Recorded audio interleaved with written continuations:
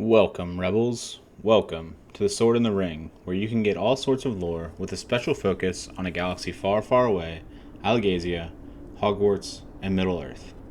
Today, we continue our episodic look into the celestial bodies across the known galaxy around the time of the Star Wars. I apologize in advance if some of this information is wrong with the updated canon, but this is what was in Jedi archives I could get my hands on. So we start on a remote, icy planet. Hoth had all the chill the Alliance could handle. Although devoid of meaningfully intelligent life, the ice planet did shelter several varieties of land species. Particularly, the Wampas were smart enough to hunt an untrained Jedi and his scared mount. And while most of the planet was covered in frozen tundra, a third was covered in vast ocean. This viciously cold planet had several key factors making it a prime location for a rebel base by the time the Alliance moves in. First and foremost, it was not on many star maps, always a positive when hiding from a galactic empire. Second, it was extremely close to a busy trade route which would allow easy travel for the rebels, but not excessive notice from the empire. Third, surrounding the planet was an asteroid field, a nice early warning and defense system in case the Empire did decide to check it out. With all of these considerations, the rebellion built Echo Base over the 2 years following the destruction of the Death Star. Unfortunately, the asteroids would prove to be a detriment as well.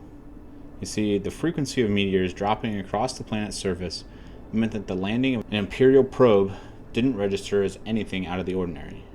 After Echo Base was called home by the rebellion for only a month, one of these probes landed and reported back its success in locating the rebel base.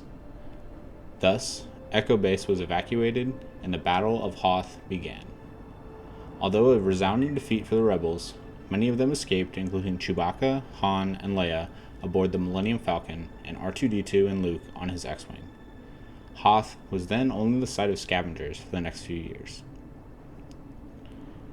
Now we'll follow the Millennium Falcon to the gas giant of Bespin and to the system of Lando. Wait, no, that's a man. It's Cloud City on Bespin, where Lando Calrissian has set up shop. But before we get to that, let's talk about the planet a bit. Bespin is a gas giant that is known for its Tabana gas mines. The thin, breathable atmosphere is where the humans live in what is known as the Life Zone. Alongside humans on the planet, Ugnaughts are the main miners. The most well-known of these mines was on Cloud City, run by the Baron Administrator Lando Calrissian. Lando had built Cloud City into an intricate enterprise in his short time running it, but was not the original constructor. That honor goes back centuries to Lord Eclius Fig, who offered the formerly enslaved Ugnaughts free reign of the city if they helped build it.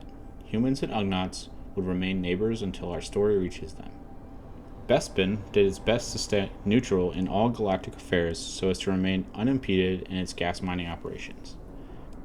Unfortunately for the denizens of Cloud City floating in that life zone, a small contingent of the rebellion would find its way there unknowingly just moments behind the Empire. Following this violent encounter, the Empire would garrison troops in the city and maintain a presence for the remainder of the Galactic Civil War. Now, we travel to a remote planet much the opposite of Hoth. This place teems with life and power, but is not well known. Of course, I welcome you to Dagobah. This densely vegetated planet is home to vast jungles, rainforests, and swamps, as well as a native species known as the Tash. These beings grew herbs that were used off-world to make many drinks across the galaxy. However, the planet is more well known to us because of a non-native species who arrived there about 20 years before we do. A lone creature who could sense the powerful force presence on the planet, Master Yoda was drawn there after his duel with Darth Sidious and has spent the years since keeping the dark side at bay while in self-imposed exile. The dark side of the Force is extremely strong on the planet and radiates out from the Cave of Evil. This cave is a vergence of the dark side, and a vergence is a nexus or concentration of Force energy. This particular vergence gave visions to those who entered, particularly their deepest fears. Not only did this project fear, but it also fed Force-sensitive individuals with malice and hatred of that fear. This worked to lead the individual toward the dark side. On the other hand, aided by the likes of Qui-Gon Jinn and Obi-Wan Kenobi in their Force forms, Yoda was able to enter the cave many times to face his fears. In fact, he entered once just before a certain X-Wing pilot would land on the planet. During this encounter with the Virgins, Yoda faced his failure to protect the Jedi and the Republic and finally accepted that his failures were in fact his greatest teachers. This aided in him preparing to train Luke. Thanks for coming with me on this journey across the galaxy. Next time, we'll revisit some of our previous locations to get a different look at them, and we'll take a trip to a certain moon. Let me know which other planets or celestial bodies you want to learn about down in the comments.